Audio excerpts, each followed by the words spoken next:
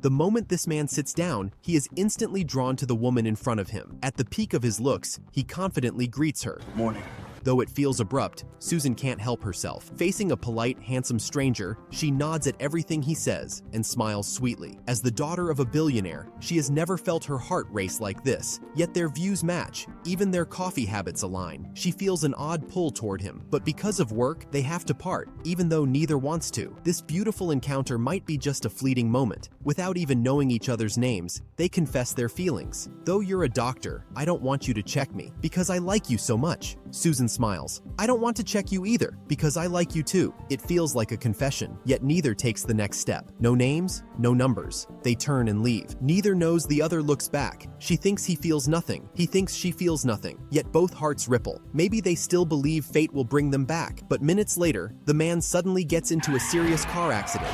Still, if fate is unfinished, the story will continue another way. Susan's father, William, a powerful CEO, is about to turn 65. His elder daughter, Allison, plans the party, but William feels uneasy. A strange voice keeps echoing in his ears. Even when Allison talks about the party, he hears nothing. At dinner, the voice still lingers, now even inviting him to the study. Though nervous, William follows. The room is empty. Suddenly, a shadow appears behind the bookcase. That same strange voice speaks again. I've existed since mankind began. I shouldn't be curious, but you intrigue me. Before I take you, I want to feel human life. William is confused, until the figure steps out and reminds him of his heart problem. Suddenly he realizes, that day in the office, he had a heart attack, but somehow recovered. He should have died. It was this young man who spared him, and this man is death itself. Death offers a deal. He will give William more time, as long as William keeps him close, until he finishes experiencing human life. But William cannot reveal his identity. If he does, the deal ends, and William dies instantly. For William, life has been full. Family, career, love. He could die without regret, even join his late wife, but he can't leave his 2 daughters yet. So he accepts the deal, choosing to use the time left for a proper farewell. After agreeing, William wonders why Death looks like such a handsome young man. Death simply answers, I needed a body. It happens to be dinner time. William brings him to the table. The family is shocked. No outsider has ever joined them. Everyone stares curiously at the stranger. William introduces him as Joe Black, an important friend, but says nothing more. Joe sits across from him, and the story begins. For a moment, the dinner table feels even stranger. Everyone senses Joe's awkwardness, but no one dares to ask. All eyes turn to William. As Death, Joe acts like a child. Everything is new. Everything makes him curious. His childish behavior embarrasses everyone. Just then, Susan rushes in after work. At first, she doesn't notice Joe. She greets her father and her boyfriend Drew. Then she spots Joe at the table and blurts out, "What are you doing here?" Seeing the confused faces around, she quickly explains their encounter earlier that day. But when Joe answers, Susan suddenly feels something is off. His looks are the same, but his voice, his manner, totally different. She doesn't know this familiar body now holds a different soul. After dinner, William quickly questions Joe about knowing his daughter. Joe answers honestly. William is still puzzled. Why this man? Why his daughter? But he has business to handle. He sends Joe to the guest room and leaves. Bored, Joe wanders out. He finds the kitchen. The head chef treats him politely, even lets him taste peanut butter. Joe loves it. The chef gives him another spoonful. Joe carries it happily, licking as he strolls through the grand house. Soon he reaches the pool. There's Susan swimming. They start their second talk alone. The perfect meeting in the morning, the reluctant goodbye, and the strange dinner all leave Susan full of doubts. She admits, "The first time I saw you, I felt my heart racing, something I hadn't felt in years. I thought you felt it too, but now you act distant. Why?" Joe just keeps licking the spoon until it's shining clean. Susan can't stand it and takes it away. Finally, Joe says, "At dinner, I didn't mean to offend you. I've never been good with people. My work leaves me no time for anything else to death." It's plain truth, but to Susan, it sounds like rejection. She feels crushed, says goodnight, and leaves.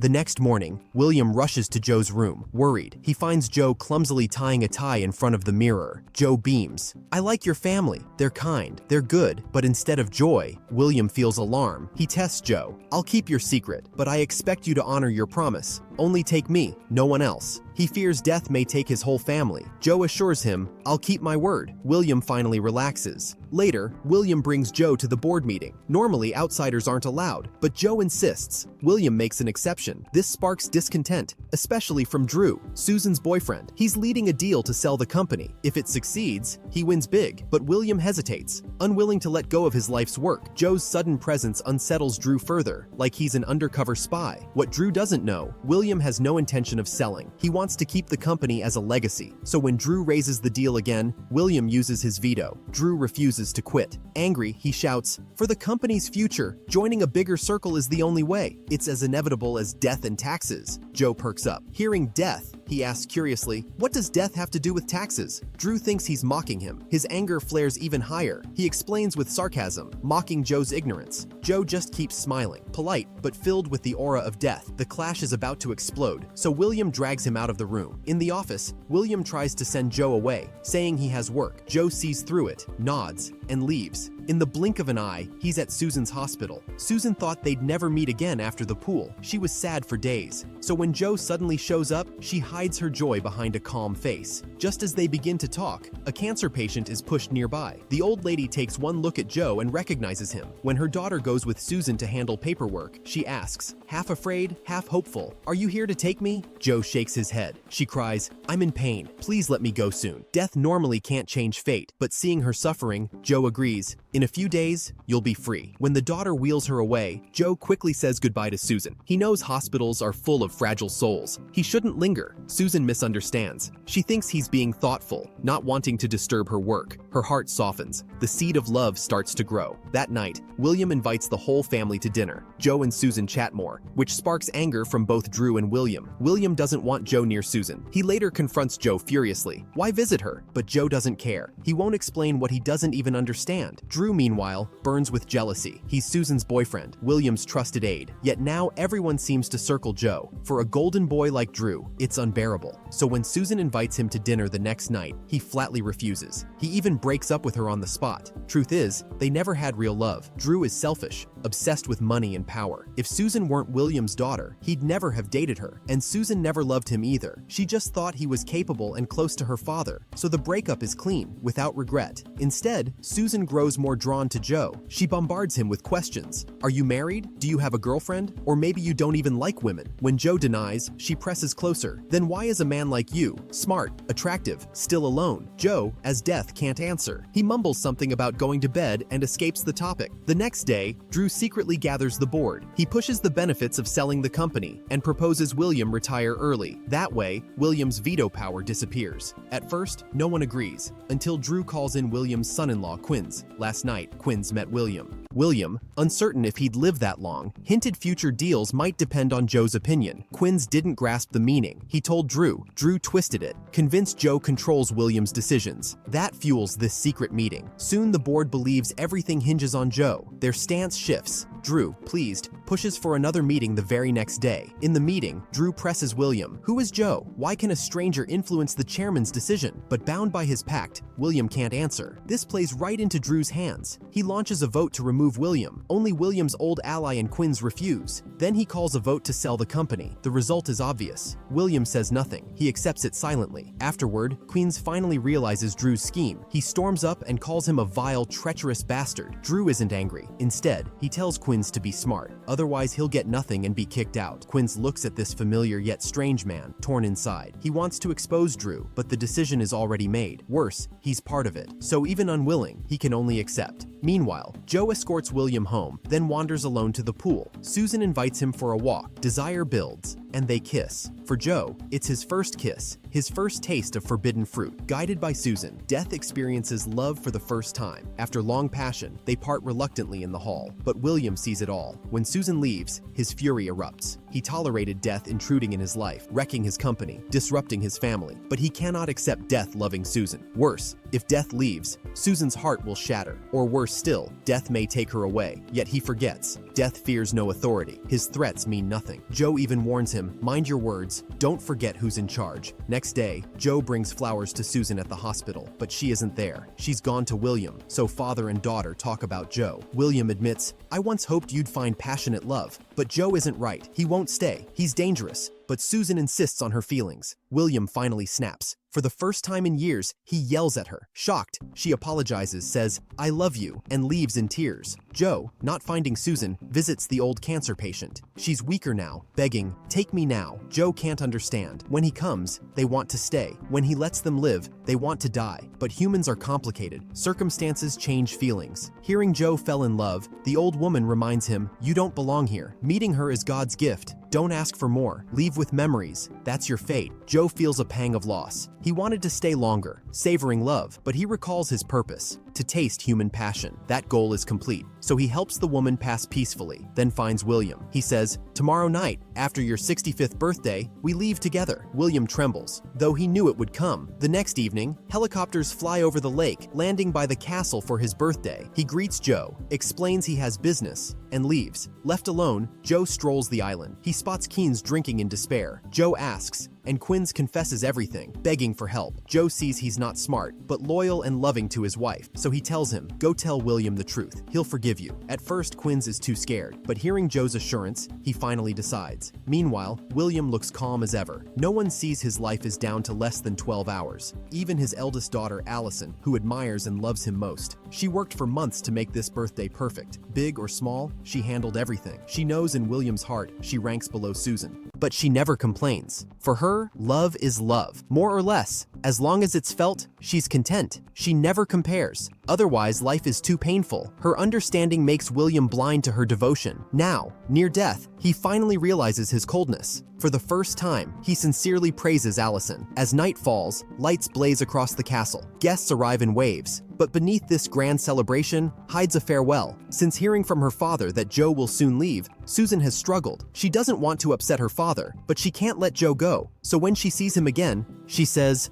"I want to go with you." But Joe misunderstands. He thinks she wants to leave with him. After saying goodbye to Susan, Joe goes straight to William. William has just finished talking with Quinns. Then Joe speaks his mind. But to his surprise, William doesn't rage. Instead, he calmly argues, "You say you love Susan, but you don't understand love. Love is trust, care, and responsibility. You only want to possess her. Susan says she loves you, but she doesn't know who you are. She loves the man whose body you took. You deceived her feelings. You know this. That's why you came, hoping I'd wake you up." Joe knows it's true, yet he wants to confirm. So he finds Susan to confess. But Susan speaks first. "The moment I met you in that cafe, I knew you were the one. If you must leave, I'll go with you." If Joe were that man, he'd be moved, but he isn't. Her words pierce his heart like needles. He finally understands. He's only a stand-in. Susan's love belongs to the soul that body once held. Before leaving, Joe reveals his true identity with his eyes and tone. At first, Susan tenses with fear, but soon she smiles again. Fear is instinct before death. Smile is the answer of her heart. Even she can't tell if she loves the man before or Joe now. After their farewell, Joe returns to William. "Tonight, it's still just us." William nods. He knew Joe would learn. Love is not possession, but letting go. Now at peace, William calls for Drew. Before William speaks, Joe lists Drew's crimes and claims he's an IRS agent. William plays along. Together, they corner Drew. The board listens in by phone, hearing Drew's corruption. Drew tries to deny, until Joe glares and warns, "Resign or face not years in prison, but endless darkness." The aura of death crushes him. Drew surrenders. With Joe's help, William saves his company. No more regrets. At his 65th birthday, surrounded by blessings, William steps down. He hugs Allison and Quinns, then stops before Susan. She already knows her father's time is near. Otherwise, death would not stay with him. The pain of farewell overwhelms her. William sees her tears. He reaches out his hand. "Will you dance with me?" Music starts. Father and daughter dance. Fireworks bloom, dazzling the night. But William has no time left. Susan doesn't beg him to stay. She knows she can't. So, through tears, she says goodbye. Under the glow of the final fireworks, watching father and daughter in a tight embrace, Joe sits alone at the edge. His eyes unknowingly fill with tears. When William walks toward him with pride, Joe takes one last look at this world. Then, side by side, they cross the stone bridge, vanish into the growing darkness, and head toward the brighter horizon. Susan had prepared for this farewell, but as the two men she loved walk away, she can't help chasing after them. Yet at the bridge, a young man appears in front of her. To her surprise, it's the real Joe from the cafe, revived by death, who didn't want her to be alone and wanted to fulfill their first encounter. Susan freezes. She realizes the soul inside is no longer the mysterious one she once loved. A flicker of loss flashes in her eyes, but soon she accepts it. This is the man who first stole her heart. To meet him again is a gift, a fate she should treasure. As for the death who moved her soul, she knows after this happy life ends, they'll meet again in another world. The film ends here.